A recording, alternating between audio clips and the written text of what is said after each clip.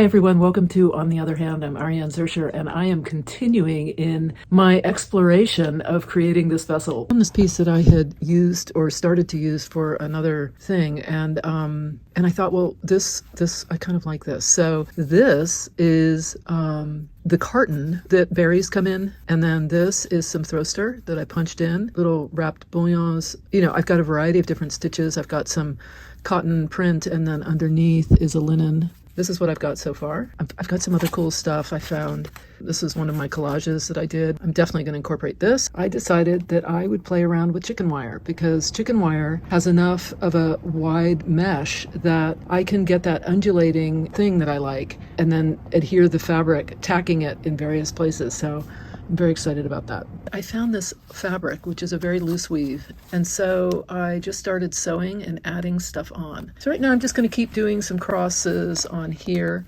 through the cardstock, which is surprisingly easy to stitch through. All right, so I'll show you the back. So here's the big piece of fabric. Here's my cardstock. It's actually quite small, a little square. This is the burlap.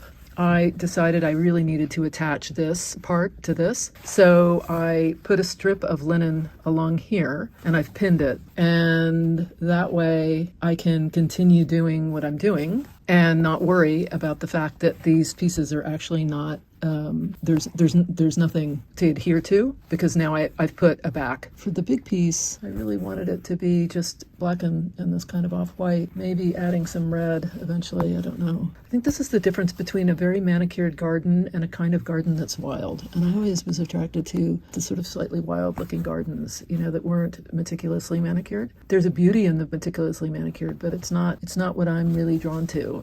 I can appreciate it, but it doesn't speak to me as in inspiration or what I want to create.